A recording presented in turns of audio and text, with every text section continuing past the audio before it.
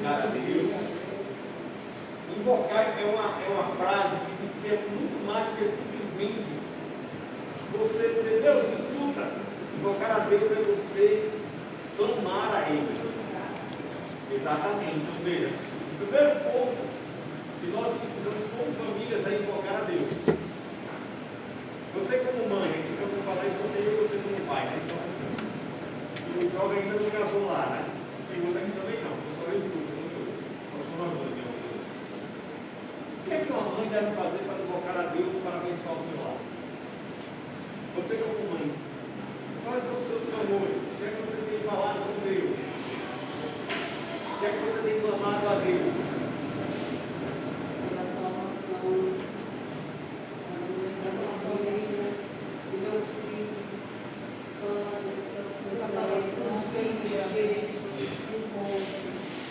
Mas é só uma vez que você faz isso? Nós precisamos, como pais e como mães, invocar a Deus, clamar a Deus, pedir a Deus. Segundo ponto, como é que eu vou invocar a Deus se eu nunca ouvi falar de Deus? Onde é que eu escuto Deus? Onde é que você escuta Deus falar a você? A palavra.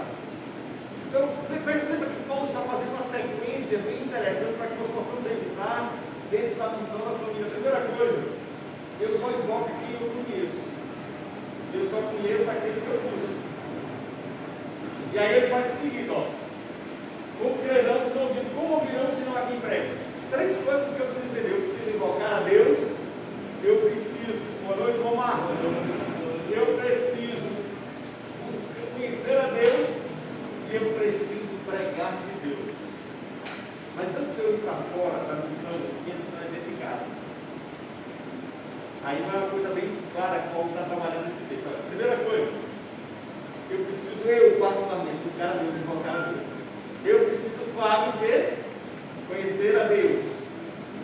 Mas eu preciso também pregar. E a primeira pregação começa onde? Em casa. Às vezes eu vou dar um exemplo. Eu conheci uma pessoa que saía para pregar todo dia fora de casa. Mas a mulher não ia para a igreja, os 5 filhos não iam para a igreja. E o meu filho está, irmão. Pastor, eu tenho 10 estudos bíblicos para dar, olha, está uma bênção. Eu tenho estudo grande, eu falo da igreja, a esposa fala, Deus, irmão, deixa eu fazer uma pergunta. O senhor tem feito tudo em casa? O senhor tem pregado a Deus em casa? Porque como é que as pessoas não creem no Deus se sua família não crê no Deus?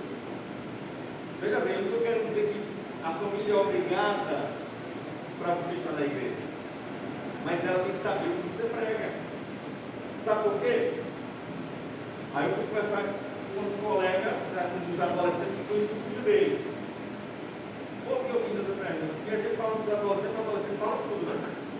A gente diz, pastor, ele não fala estudar muita Bíblia, mas nunca chamou o filho dele para estudar a Bíblia. Sabe por quê? Porque quando o filho dele questionado, ele disse, respeito, fica lá. E ele não tinha paciência com ele. Nosso primeiro local de pregação é em casa. Eu preciso buscar a Deus, conhecer a Deus, mas eu preciso pregar em casa. Sabe por quê? Porque quando meu filho estiver lá fora, ele nunca vai dizer, ele pode dizer assim, olha, eu não vou para a igreja, mas meu pai sempre falou disso. Vocês percebem a diferença? A diferença de quando um pai ou uma mãe negligencia essa parte, lá fora eu deixo o menino fora. Porque o menino vai falar, pode deixar lá, não deixa que está ali.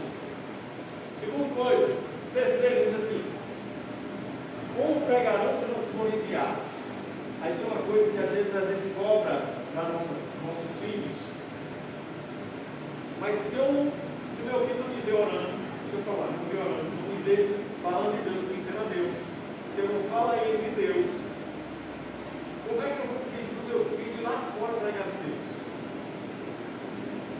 O sacerdote da casa, o sacerdote da casa, o nosso imperativo, vocês querem, eu e você, que somos pais, nós precisamos tomar essa postura. E Paulo faz um convite. Eu vou voltar para esse texto no final. Pode passar. Olha que eles parábolas de Jesus. Pode passar. Isso. A educação e instrução dos filhos para serem cristãos é o mais elevado serviço que os pais podem prestar a Deus. Interessante, né? Às vezes a gente pensa que é o filho passar na faculdade. Né? É bom você educar o filho para ser um doutor, um advogado, um engenheiro. Mas se você negligencia isso para Deus, não valeu nada. Para Deus, a coisa mais importante é você, como pai, educar o seu filho para ser um cristão.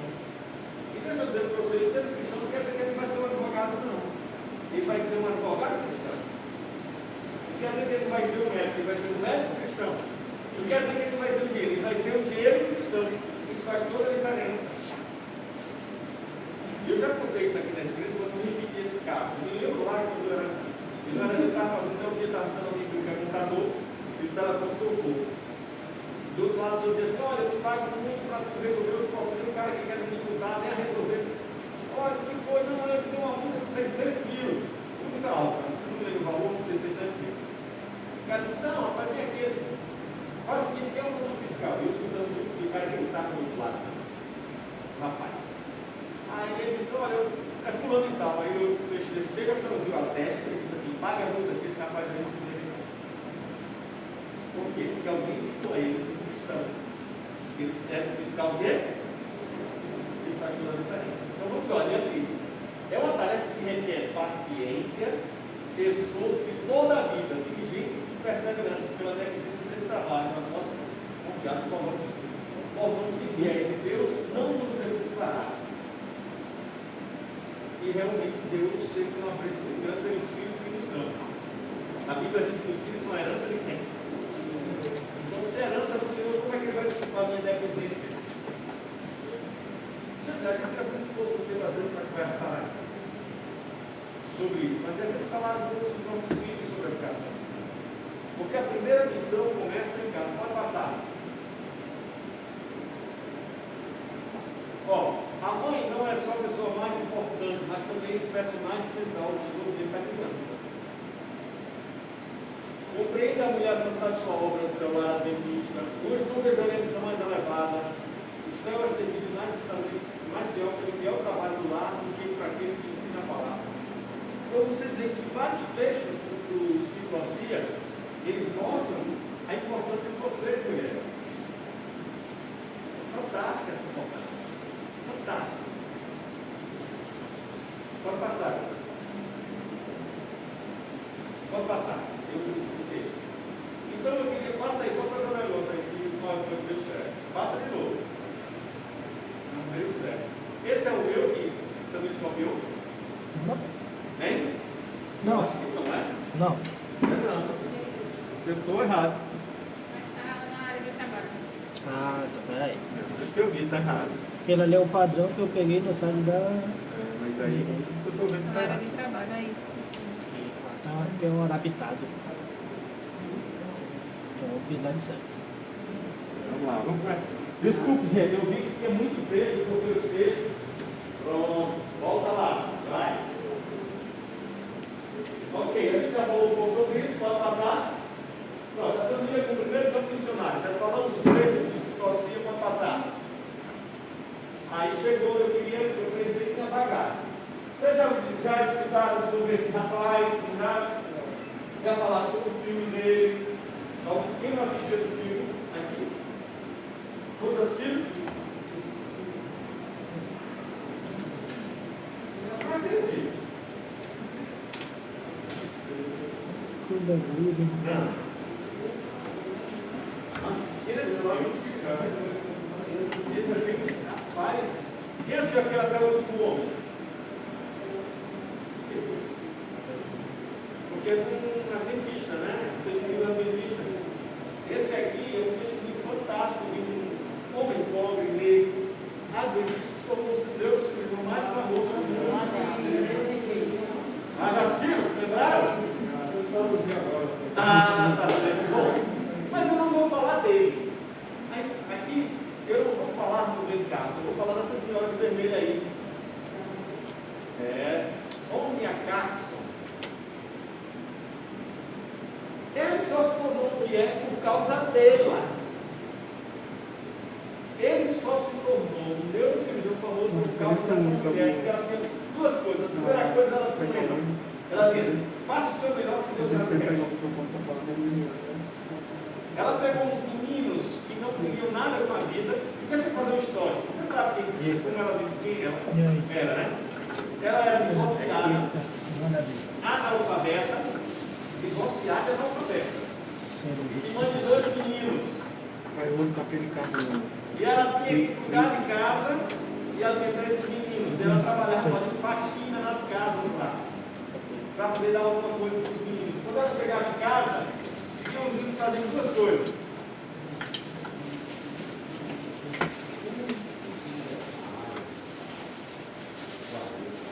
Ou você que está ligado, João? E agora, perdão para você que está assistindo. Obrigado, Fernando. Vou voltar. Essa mulher, ela foi abandonada pelo marido, os 2 meninos, e ela era analfabeta. E para ela criar os meninos, ela trabalhava como o quê? Como diarista, cuidando de casa, limpando móveis. E quando ela voltava em casa, ela me deixava muito triste. Via seus filhos assistindo televisão jogando bola. E um dia parou e disse: meu Deus, o que é que eu posso fazer? Pediu a Deus alguma direção. O que é que eu posso fazer para transformar a vida dos meus filhos? E ela olhava para ela e via limitações. E grandes. Uma mulher, há 30 anos atrás, 40 anos atrás, sem marido, analfabeta, para conseguir as coisas eram difíceis. Como transformar os seus filhos? Como motivar os seus filhos?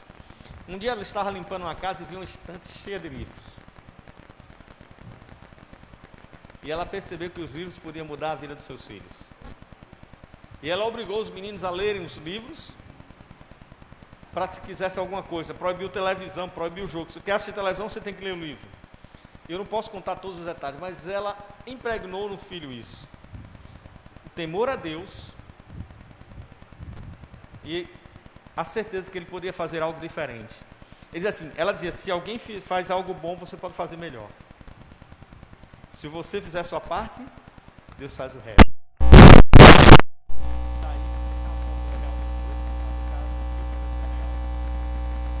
Ele se tornou uma pessoa extraordinária. Antes das suas cirurgias, Deus direção. Quando a coisa era difícil, ele ia estudar o problema e orar a Deus. Sabe por que aquele texto de Ellen White, né? Deus quer que você não simplesmente forme uma pessoa, mas forme um quê? Um caráter cristão. Essa é a primeira missão que nós temos. É aonde? Na família. E essa mulher abraçou isso. E esse lema dela é um lema muito interessante que nós podemos fazer, né? Faça o seu melhor e Deus fará o restante. E o filho agradece até hoje a mãe. E ele não sabia de início que a mãe era analfabeta. Interessante, né? Ele pedia para a mãe corrigir os deveres, a mãe levava para o rapaz que tinha a biblioteca, para que os filhos não soubessem que ela não sabia ler. Mas o que eu quero chamar, Deus estava presente na vida dela, e ela entendia que os filhos são herança de Deus. Então assim, você e eu precisamos ter essa certeza. A gente vive num mundo em que diz, não se preocupe, cada um decide, não, mas você precisa mostrar a criança no caminho que deve andar, porque quando for velho não vai se desviar dele. Seu primeiro altar, sua primeira missão é em casa. Maridos, sua missão é dupla, é educar os seus filhos e amar a sua esposa. Esposas, sua missão é dupla, é amar o seu marido e amar os seus filhos também. Essa é a nossa primeira missão. E acima de tudo, maridos e esposas e filhos, nós devemos adorar a Deus em casa. Aí sim, cumprimos a primeira missão. Pode passar, Josué. Que é... Agora vem uma coisa interessante. Você tem alguma... Deixa eu dizer uma coisa para você assim. Você tem alguma responsabilidade com a sua comunidade ao redor? Ou você não se preocupa com sua comunidade? Eu estava uma vez na casa de um político, lá na minha terra, não é em Barbacena não, lá em João Pessoa. E eu me lembro bem que ele usou uma frase assim, disse, olha, está tendo problema. Não, o problema não é com o meu não, o problema lá no meu vizinho ele resolva. Mas você como família cristã, você tem responsabilidade na sua vizinhança? Pode passar, Josualdo. Eu creio que sim.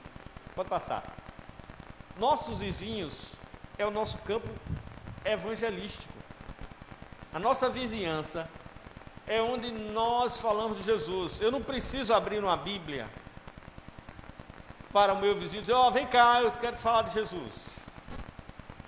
Mas meu exemplo pode falar de Jesus. Meus filhos podem falar de Jesus. Como eu trato meus filhos, podem falar de Jesus. Como eu trato a minha esposa, fala de Jesus. Sabe, tinha um professor que me ensinou uma coisa interessante. Ele diz assim, nós temos, irmão Marcos, viu, Lewis, 99% de divergência com as pessoas. Nós só temos 1% de convergência. Mais ou menos assim, só tem um ponto na vida, talvez, do meu vizinho, que eu consiga me identificar com ele. O problema é que muitas vezes nós olhamos os 99%. Vou dar um exemplo para você. Vou dar 2 exemplos. O primeiro exemplo é que ele morava num vizinho, e ele sempre queria puxar papo com o vizinho, e dizer, eita vizinho, tá bonito, né? Tá, não, vai chover. Rapaz, eu digo que tá bonito, que vai chover. Eita vizinho, hoje tá lavando o carro, né? Qual o problema? Ele disse, puxa vida, eu tento puxar papo com o vizinho, só levo patada. Vizinho, quer uma ajuda aí? Se eu quisesse, eu pedia. Ele disse, rapaz, isso é brincadeira. O que é que eu faço? Um dia ele estava em casa. Quem assiste Fórmula 1 aí, aqui, quem assiste Fórmula 1 em casa, se lembra do Ayrton Senna, né? Aí ele estava em casa assim, a mulher ligou, meu bem, vai começar a corrida, Ayrton Senna sai na frente. Aí quando ele se virou, aí o vizinho, vai começar a Fórmula 1? Aí ele disse, ele gosta de Fórmula 1. Aí no outro domingo, que ia ter a corrida, ele botou a caixa de som e a TV no terraço. Aí o vizinho estava lavando o carro. Aí daqui a pouco a mulher disse, ele falou com a mulher, diga de novo, diga que vai começar a corrida. Aí, olha meu bem, vai começar a corrida. Aí o vizinho, vai começar? Vai vizinho, olha, eu botei até a TV aqui para a gente assistir. Posso assistir com você? Pode. O vizinho sentou lá e assistiu a corrida de Fórmula 1 e ele, a partir daquele momento eu consegui fazer amizade com o meu vizinho. Mas ele precisou achar o ponto. Às vezes nós precisamos encontrar aquilo que nos aproxima dos nossos vizinhos. Você sabe uma coisa que é muito fácil de fazer e às vezes aproxima? Você chegar e entregar um pão, para você fazer um pão integral, chegar para o vizinho, eu quis trazer isso aqui para você. Para mim, coisa boa, coisa simples, mas acima de tudo, minha família precisa ser o maior exemplo. Nós precisamos ser esse exemplo. Quando nós buscamos a Deus, nós clamamos a Deus, invocamos a Deus, atendemos o chamado. Eu botei essa foto aí porque eu achei legal ver os vizinhos todos na rua, né? Hoje não se vê mais isso, né? Mas nós podemos nos aproximar dos nossos vizinhos. Minha primeira missão é onde? Em casa. Minha segunda, ao meu redor. Por que sonhar em ser um evangelista na África, se aqui na Guaxuma tem tanta gente que não conhece a Deus? Lógico que é nobre ser evangelista num país como a África, como a Ásia, na Ásia, na Oceania, na Austrália. É maravilhoso, uma outra cultura. Mas aqui nós temos quem? Quem está precisando de Jesus. Posso passar aí, Josualdo? Ou seja, as pessoas... Agora deixa eu falar uma coisa, é um segundo exemplo. Eu falei desse do Ayrton Senna, né? Esse foi de um, e o vizinho era aquele paredão de som. E o meu amigo dizia, rapaz, eu não consigo nem descansar em casa. Da sexta para segunda-feira é terrível. Eu já falei com ele, falei que eu era crente, aí parece que ele aumentou o som. Eu falei, olha, eu quero descansar, eu trabalho muito, eu trabalho às vezes até tarde, mas não tinha jeito. E eu disse, olha, vamos estudar a Bíblia. Aí foi que ele disse que não queria mais nada comigo. Então eu fiquei pensando o que fazer. Qual atitude fazer? Aí um amigo disse, rapaz, denuncia quando ele botar o som à polícia. Eu disse, pronto, se eu denunciar, ele vai ficar com mais raiva de mim ainda. Como eu vou pegar de Jesus para essa pessoa? Como eu vou falar de Jesus? Aí ele disse, sabe, lendo um livrozinho no Mark Filling, que falava sobre o movimento na cidade lá em Leipzig, na Alemanha, que começaram com a oração intercessória para acabar com o comunismo na Alemanha, e o muro de Berlim caiu, né? E ele diz, olha, esse movimento começou lá. Ele começou um movimento de oração, chamou a família e disse, nós vamos orar pelo nosso vizinho.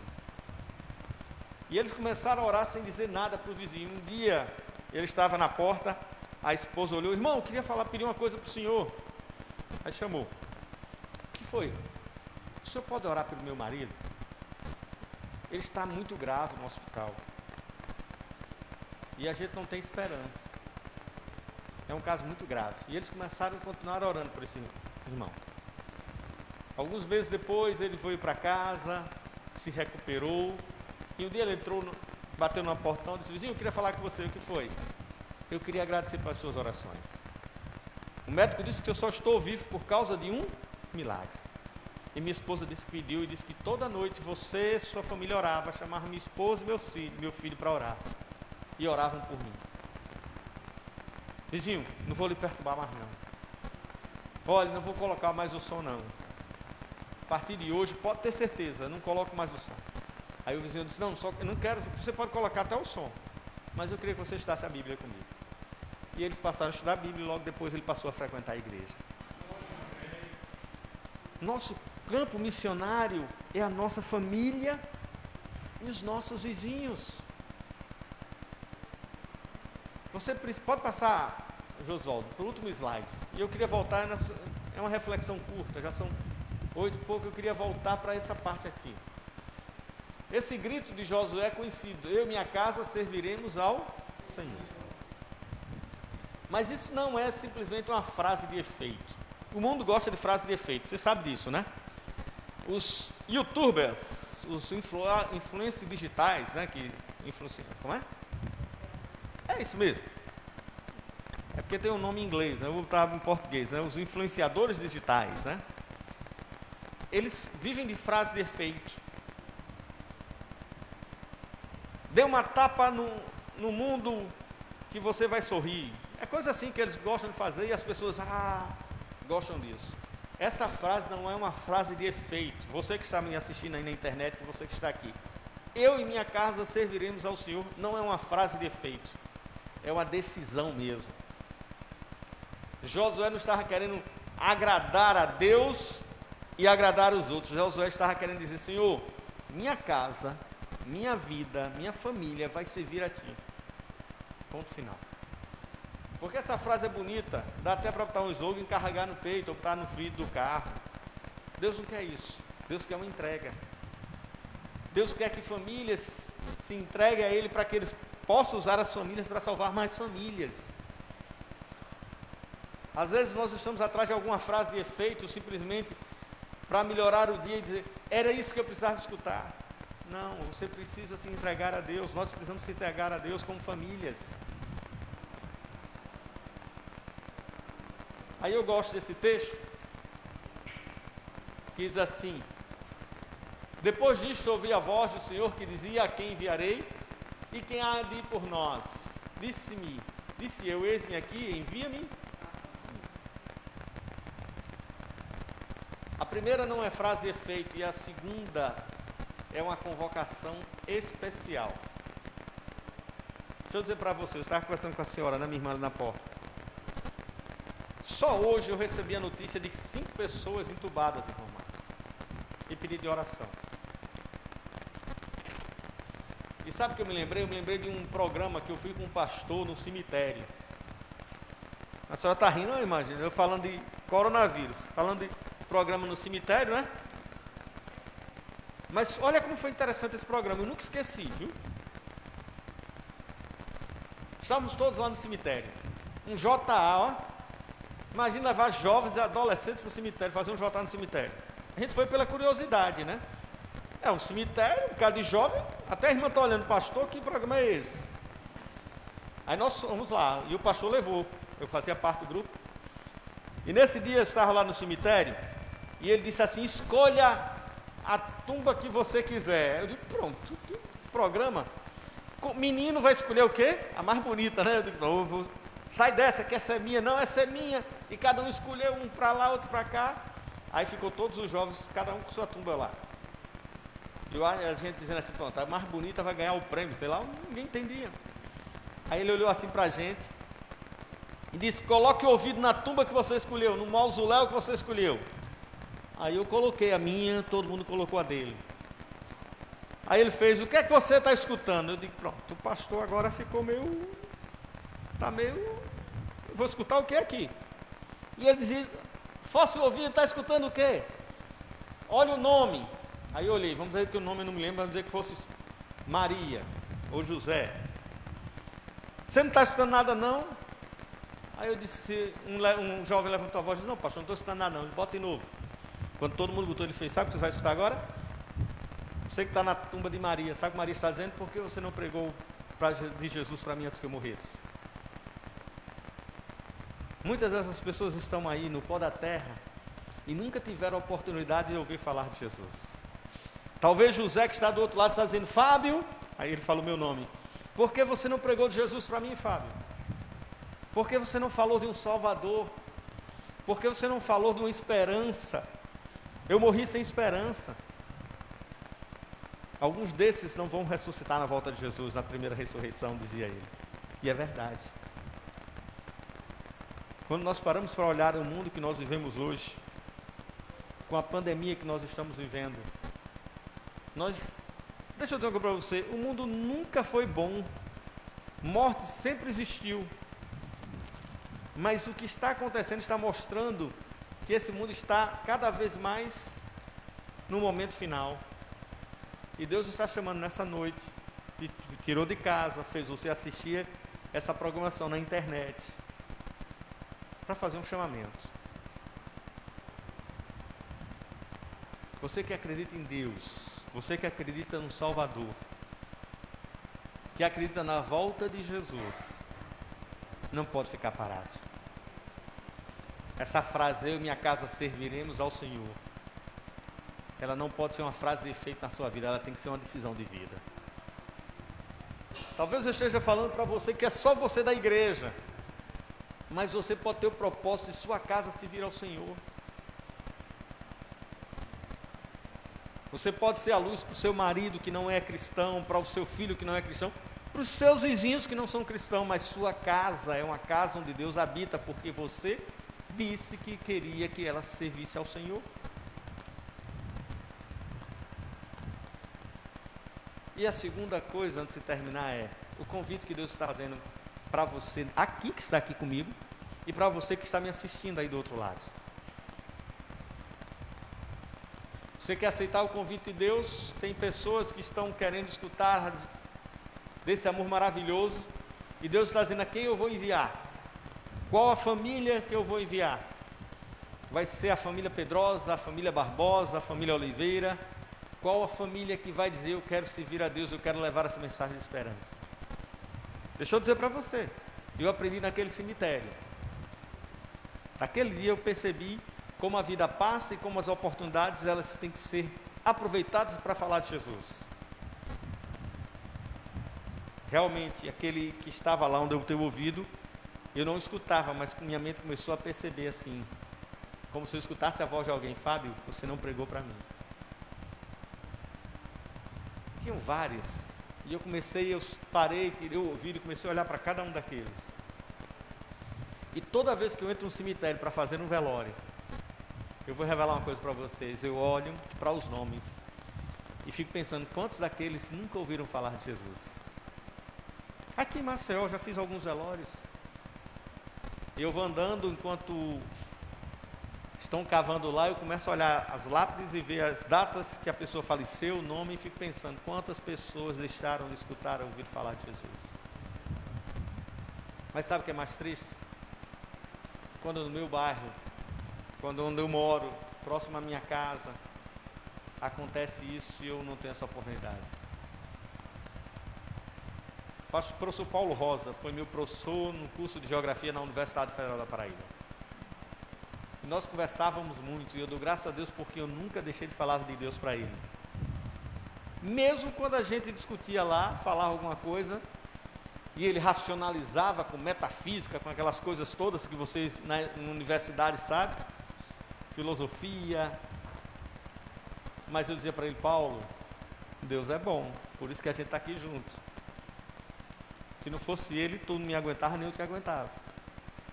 Alguns anos depois, eu vi pela notícia do jornal que Paulo tinha tido um infarto e morreu. Não sei qual a vida dele, mas uma coisa eu sei: eu falei de Jesus para Paulo, falei de Jesus para o meu professor. E eu queria fazer um apelo para você que está aqui. Pode passar, Josvaldo, e a gente termina aqui. Pode passar? É o último? Isso, deixa no escuro, isso. Eu queria convidar você a tomar duas atitudes. Primeiro: Senhor, eu quero que minha casa, eu quero te servir. Se eu só em casa, só sou eu, meu marido, meus filhos não são, mas eu vou te servir. E minha casa vai ser um altar a ti. Mas eu também quero cumprir a missão, no meu lar, fora do meu lar. Ellen White diz assim: devem os membros da igreja fazer trabalho evangelístico nos lares dos seus vizinhos, que não tenham recebido ainda plena evidência da verdade para este tempo. A apresentação da verdade em amor e em simpatia, de casa em casa, está em harmonia com a instrução de Cristo deu aos seus discípulos quando os enviou à sua primeira viagem missionária. A apresentação da verdade em amor e simpatia, duas coisas que não pode faltar. Simpatia não volta vazio, gente. Não volta. O que você faz com amor não volta vazio. Não tem como a pessoa não aceitar nada que é feito por amor. Nada. Mesmo aquele mais bruto, aquele diamante mais bruto, aquela pessoa mais bruta, seja homem, seja mulher, seja velho ou novo, ele é quebrado pelo amor. O amor consegue quebrar as barreiras. Por isso que os discípulos de Jesus deveriam ir em simpatia e em amor. Por isso que as famílias precisam ir em simpatia e amor. Pode passar, Josvaldo, eu acho que agora terminou. Pode passar? Pode passar. Isso, deixa aí nesse último. Pronto. Eu quero fazer um apelo aqui para vocês. Você que está me assistindo e você que está aqui. Você quer cumprir a missão de Deus e dizer: eu e minha casa serviremos ao Senhor? Mas continue com a mão esquerda levantada. Agora levanta a direita se você vai dizer: Senhor Deus. É um exercício, irmã. Você que está em casa também, levante as duas mãos assim: eu. E diga: eu não só vou servir, Senhor Deus, mas eu estou aqui para tu me enviar aonde tu quiseres, para levar essa mensagem para os meus familiares e para os meus vizinhos. Em nome de Jesus. Amém. Que Deus os abençoe. Que o seu lar possa, a partir de hoje, ser um reflexo da luz do céu. Que Deus possa te dar esse poder, em nome de Jesus. Teremos alguma música ainda? Vamos escutar essa música. Enquanto escutamos essa música, deixe Deus falar ao seu coração. Deixe Deus dizer assim para você: eu estou aqui. Do mesmo jeito que eu fui com Josué, eu serei contigo. Josué fez grandes conquistas porque aceitou o desafio, aceitou servir a Deus e aceitou o chamado de Deus.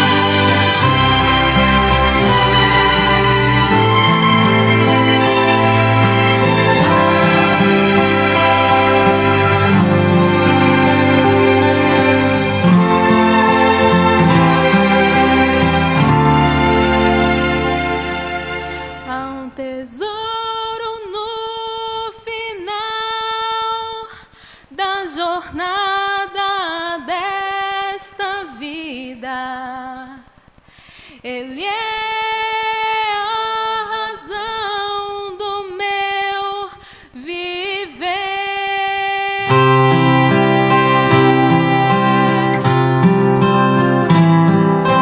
Cristo é o tesouro, Ele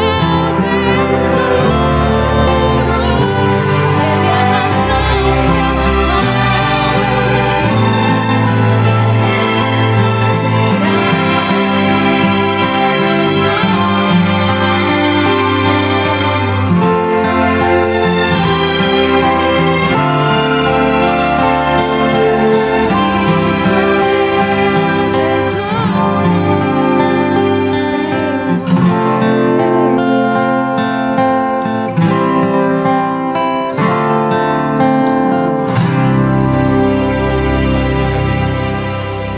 Querido Deus, bondoso Pai, nesse momento te rogamos, te agradecemos a bênção da tua palavra aberta hoje.